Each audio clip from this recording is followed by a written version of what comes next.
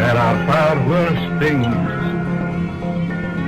facing man than death. What's up, my Wizards Dev? SBMTG down there. We got Dex on YouTube. Anyway, today we've got a thing I've been working on sort of non-stop for the last few days. Ever since a specific card or two was spoiled in the Shadows over Innistrad spoiler list there. This is Black-White Sacrifice, or Black-White Aristocrats, whatever you want to call it. A similar deck to this exists already in the current meta. It's just Mono Black Sacrifice. It does pretty well on MTGO. We're sort of borrowing from that philosophy here. We've got a lot of cool little synergies, and a lot of them are driven by a couple of the cards that we've just seen spoiled. So let's go ahead and get to it. Quick note, don't worry, Black-White Eldrazi's still coming. This is not the only Orzhov deck that I've got brewing up. Orzhov's my favorite guild. I've said that many times, so don't worry, I've still got more of Orzhov amazing stuff coming up for you. Both these decks, by the way, I think are pretty viable moving forward into the next format. We're talking about this deck right now, and I'll start with the creatures. 4 copies. Relentless Dead. This is the thing that I saw in the spoilers that made me really want to try this deck out. And that pre-order price is $16. I want to address that quickly. I think that'll probably go down a la Drana, Liberator of Malakir. Although I think this card will see much more play than Drana, and this card will probably go down, you know. Drana right now is like $5 or $6. I think this will cap out higher than that. But if it sticks in a $10, something like that, is sort of what I envision for the card. But it's all speculation. I just don't think it'll sit there at 16 forever, you know, or necessarily go up. I'm just not seeing it. First thing I want to point out is that through a lot of playtesting, the first thing you notice, this card sort of costs 3 black mana, which means you have to have a pretty heavy commitment to black in your mana base. So we're only going to play a couple of white cards here. It's very important, unless unless you're playing against certain decks, you can play this on turn 2. It's entirely possible, but you really want to have an extra black mana left over to back this card up. You can return it to your hand in case it gets into trouble, in case it dies. But the card, aside from being a good 2, 3, 4 drop,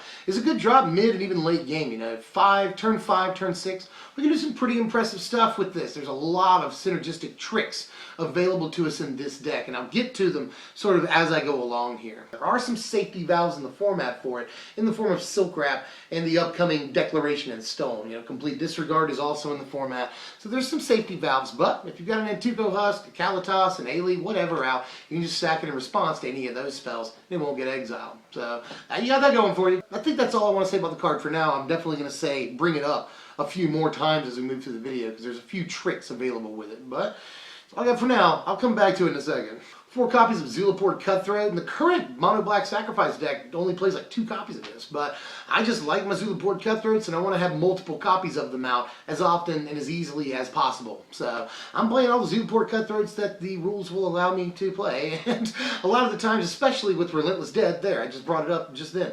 A lot of times with Relentless Dead, you can just chain it over and over if you have like an Nantuko Husk, you know, sack an Nantuko Husk, pop it back to your hand, drain a life with Zulaport Cutthroat, play it again, sack it in Nantuko Husk, pop it back to your hand, drain a life with Zulaport Cutthroat. I don't see why you wouldn't play all the Zulaport Cutthroats you could play. Just great 2-drop for us. We need all the 2-drops we can to sort of fill out the early game.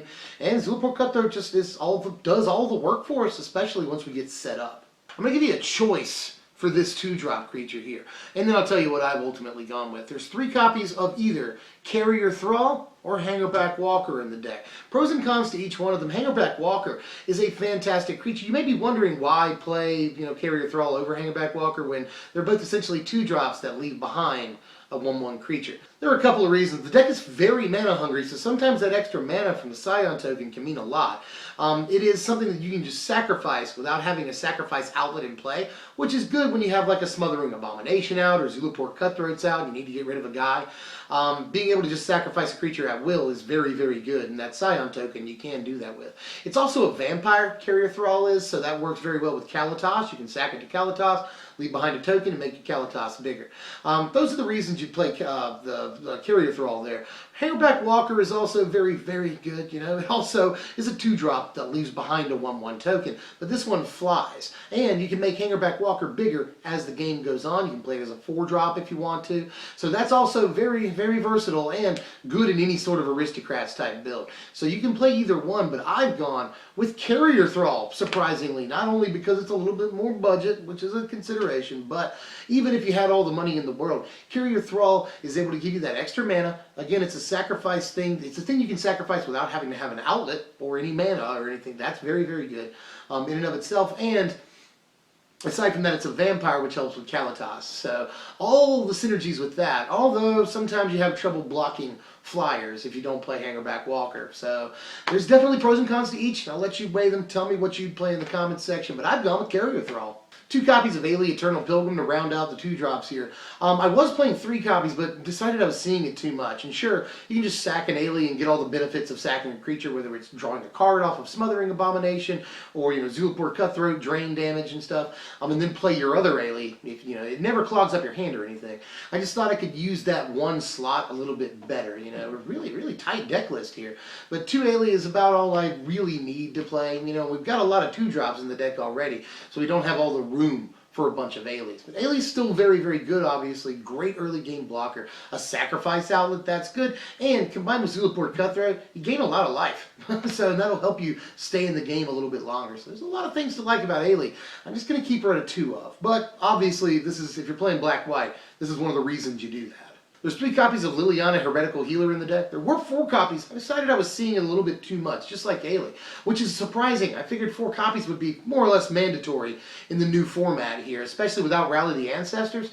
I figured we'd need 4 copies, but really, I was seeing it too often. Relentless Dead is really, really good just sort of on its own without Liliana, and it's even better with Liliana on the field because you can sacrifice your Relentless Dead to something, pop it back to your hand for a black mana, flip your Liliana, and then get something back from your graveyard. So just, obviously the card is fantastic in conjunction with Relentless Dead, but it's good on its own too. You know, we'll be sacrificing creatures like crazy, so flipping her very, very easy in the deck. 4 copies of the most obvious card in the deck, Nantuko Husk right here. Free sacrifice outlet, gets huge over the course of 1 turn, especially alongside Relentless Dead. You know, sacrifice Relentless Dead, +2/+2. Pop it back to my hand. Play it again. Sacrifice Relentless Dead. Pop it back to my hand. +2/+2. Like, the card gets really, really big. Just another thing Relentless Dead works awesome with.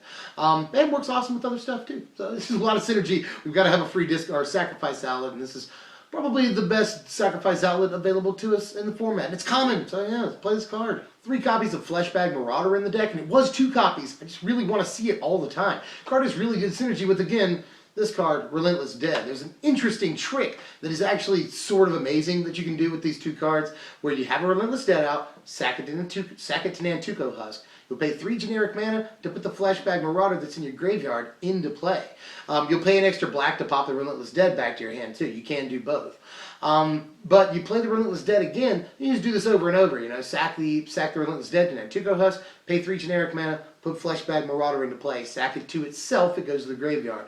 Put the Relentless Dead back into play over and over and over. That's really good, and with just like 6 mana, you can do this once a turn, you know, which can actually be a really, really good sort of soft lock on them if you're not playing like a tokens deck or something like that. So just, I've really, really liked to be able to do that trick, and it's something I need to point out. Also, it has good synergy with Liliana. It's a zombie that works well with Kalitas. So yeah, just Fleshbag Marauder is something I'm almost considering playing 4 copies of, especially in this format where we'll have the absence of something like Crackling Doom to keep Ojutai in check. This is a great card for keeping Ojutai in check. So Fleshbag Marauder, I've really, really liked playing this card over the last few days. 3 copies of Smothering Abomination. This was also a 2 of that I bumped up to a 3 of. In the absence of Grim Horror specs, this is just the best option we have for drawing cards. Not only because we get to sacrifice a card to it, you know, creature to it, every upkeep, draw a card, but sacrificing things to Nantuko Husk, Ailey, you know, we got Bone Splinters in the deck. Sacrificing creatures to any of those also lets us draw cards. And again, with Relentless Dead, this is super awesome. Also, you can just fly through and win the game for you because it's a 4-power flyer.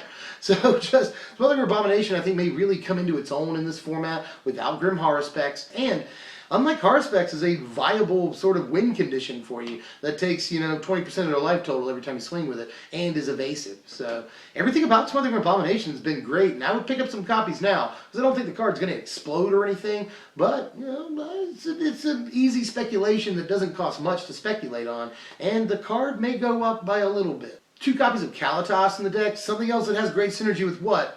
Relentless Dead. I have to talk about the card every time I talk about any other card because it has synergy with everything. But obviously, that's a zombie. So you can just sacrifice it to Kalitas, pop it back to your hand, make your Kalitas bigger, play it again, do that once a turn, making your Kalitas bigger every turn. Or however much you have the mana for, so that's good. Or, you know, if you have extra mana laying around, when you do sack it to a Kalitas, you can always return Fleshbag Marauder to play. They'll have to sacrifice a guy, and you'll get a zombie. So that's pretty awesome too. Kalitas also has good synergy with Liliana, obviously, because you zombie token when Liliana flips, so you sacrifice that to Kalitas. Good with Carrier Thrall, because Carrier Thrall not only is a vampire, but gives you something. Leaves behind a creature when you do sack it to Kalitas. And Kalitas is just a great win condition. The lifelink is really, really important in helping you get back in the game after sort of a fast aggro start. We do have some problems against aggro because it takes us some time to get set up. So this can really help you gain some life back. It gets huge over the course of the game with Relentless Dead around. So just Kalitas is probably going to get even better. Be prepared for that.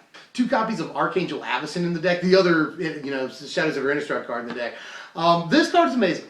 This card is absolutely amazing. It's a huge headache to play around. You know, it's a terrible card to play against because you can do it during your combat step. You can do it during their combat step. You can do it during a draw step if you want to. You can do it during the end of their turn, you know. So just this card is really just super stressful to know that they have and have to play around it. This card is crazy on curve with some of the things we're doing. It's incredible synergy with Kalitas. I should bring that up. Because with Kalitas, you can play, you know, Kalitas turn 4, then this turn 5, sacrifice, say, you know, your 2-drop to a Nantuko Husk. This is all just great curve, you know, by the way. You know, 2nd turn, Carrier Thrall, 3rd turn, Nantuko Husk, 4th turn, Kalitas, 5th turn, Archangel, which is not Magic Christmas Land. This does happen. Not all the time, but it has happened on multiple occasions in the limited amount of games I've been able to play with it. Although, again, been playing the deck obsessively, but that curve does happen. 2nd turn, Carrier Thrall, 3rd turn, Nantuko Husk, 4th turn, Kalitas, 5th turn, Avacyn, sometime during their turn.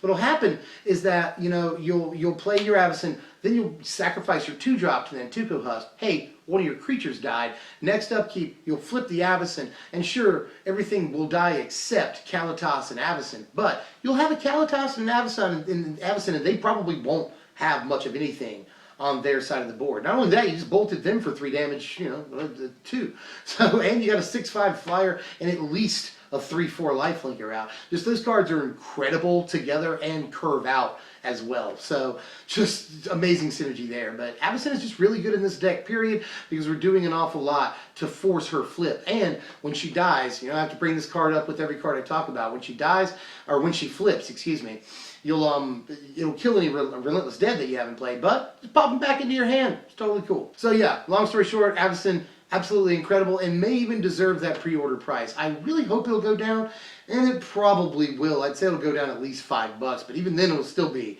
a fairly expensive card. I just do have a lot of faith in this card moving forward, and I think it will be very important. All the experience I've had with it so far tells me that it is an incredibly powerful card. 5 spells in the deck, and they're all removal. We're playing 3 copies of Grasp of Darkness, because it's important to play Grasp of Darkness. Good with Kalitas, all that, you know, kills pretty much anything. And we're playing 2 copies of Bone Splinters to go along with it. Bone Splinters also incredible in the deck. I was playing 4 copies of this.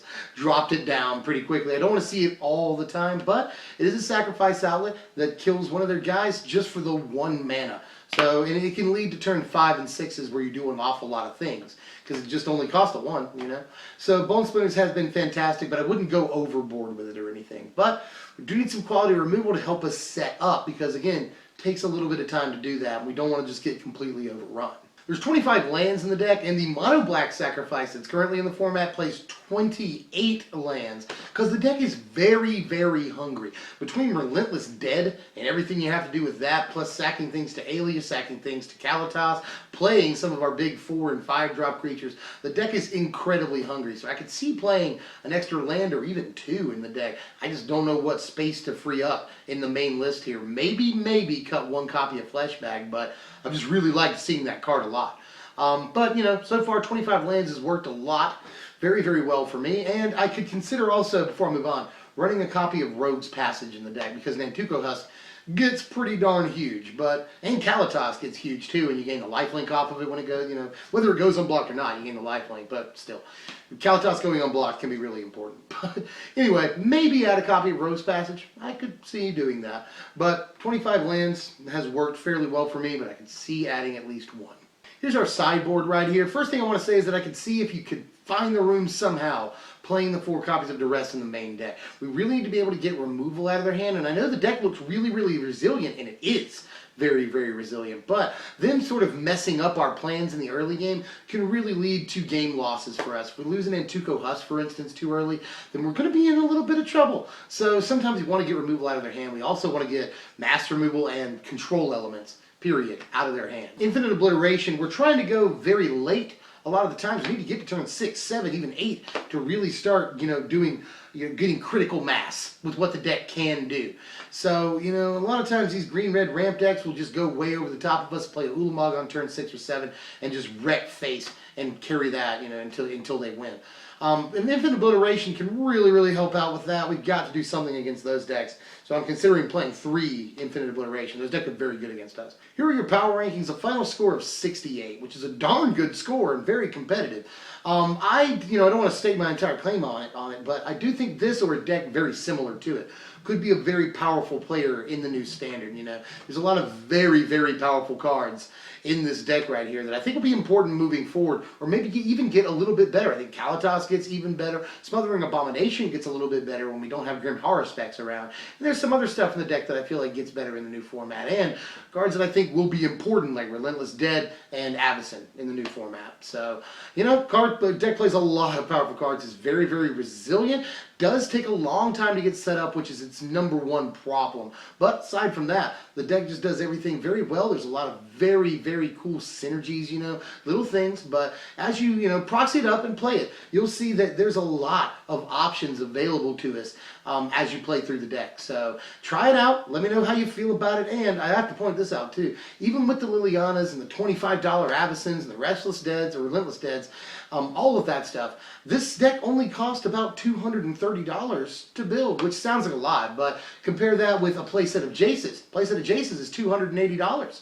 So you're not even playing Jace in the deck. This deck costs less than a playset of Jace's. Pretty good. And you still get to play a ton of powerful cards in the deck. So I'm not going to call it budget or anything, but hope for the new standard moving forward. If you don't play Jace, there's obviously not fetch lands or anything. You could play at least pay a reasonable price for a deck, and I think that for a competitive, maybe tier 2 deck, this is a fine price, and the deck could be improved a lot if we get, say, very good 2-drop zombie or something like that. The deck only needs 1 piece to be very, very good, I think.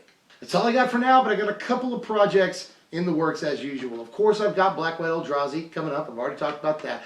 But I've also got the aggro video coming, sort of what do we do in aggro moving forward. I'm working on Madness in the new format. We haven't seen too much with Madness, but I'm working on a couple of things. Primarily, I want to do a double deck tech that's Grixis competitive Madness, and then Black-Red budget Madness. And the budget deck's only going to cost like $20.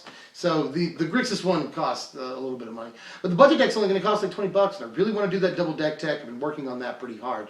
And if we see just one more really good card with Madness, that deck will really be filled out. So let me know what you want to see, and I'll push that out.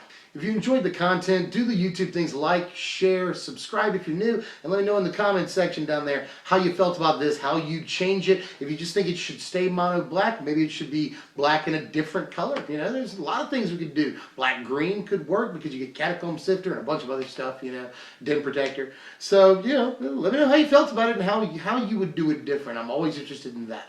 So, yeah, I'm Deb from SBMTG. As always, thanks for watching, my wizards.